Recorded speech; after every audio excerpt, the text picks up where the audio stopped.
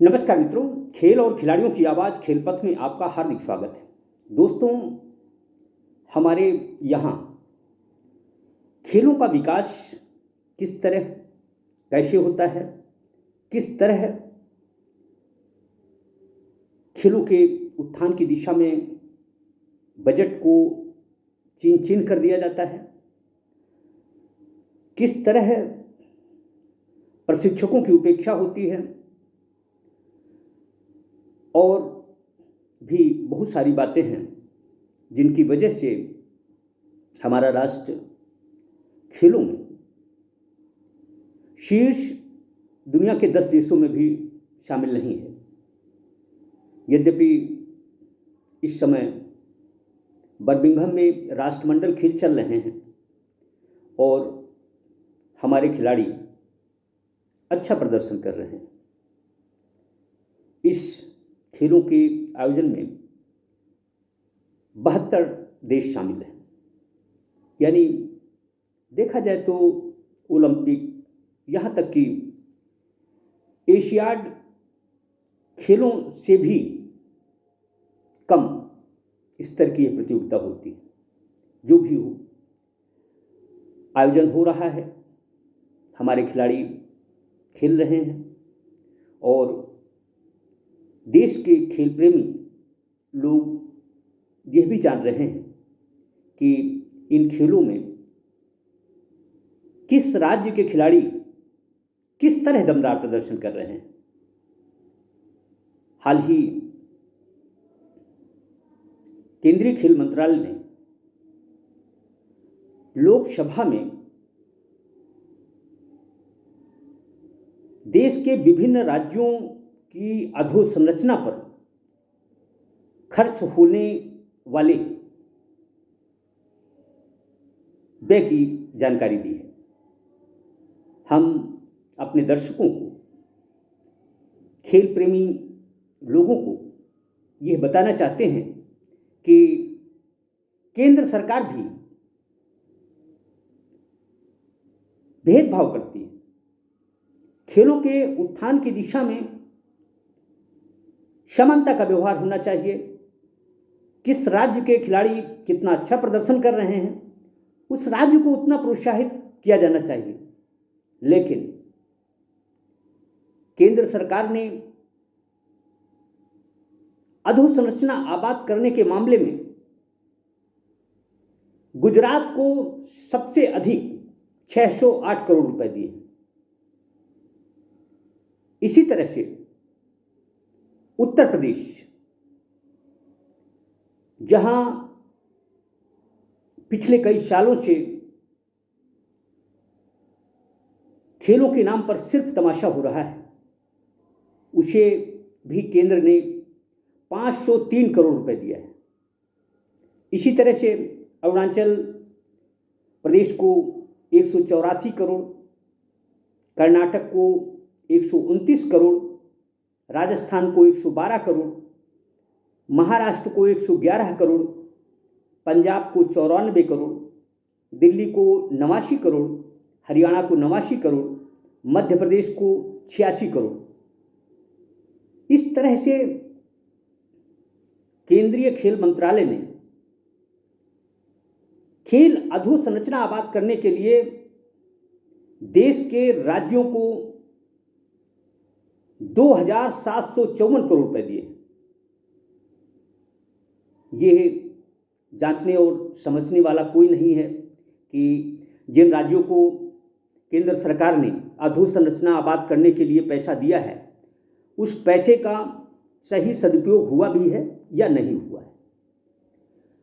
दरअसल जिस तरह का काम स्वयं हमारी केंद्र सरकार करती है, इसी तरह राज्य सरकारें भी करती हैं। राज्य सरकारें भी जिस पैसे का अधिकाधिक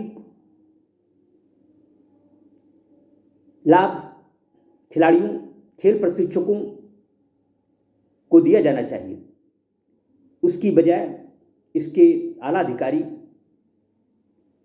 अधोसंरचना, सामान खरीदी पे व्यय करते हैं। गुजरात की खेलों में क्या स्थिति है, बताने की ज़रूरत नहीं है। हमारे प्रधानमंत्री जी मोदी जी सिर्फ झूठी बलैया खिलाड़ियों की लेते हैं।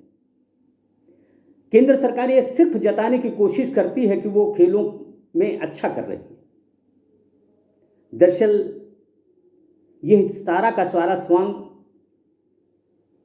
उन अंतर्राष्ट्रीय सफल खिलाड़ियों के इर्द गिर्द वर्ष भर चलता रहता है जो कि देश को मेडल दिलाते हैं। उन मेडलों में उनका पौरुष, उनके माता पिता की तपस्या समाहित होती है। सरकारी सिस्टम किस तरह खेलों को सत्यानाश कर रहा है, यह समूचे देश में देखा जा सकता है।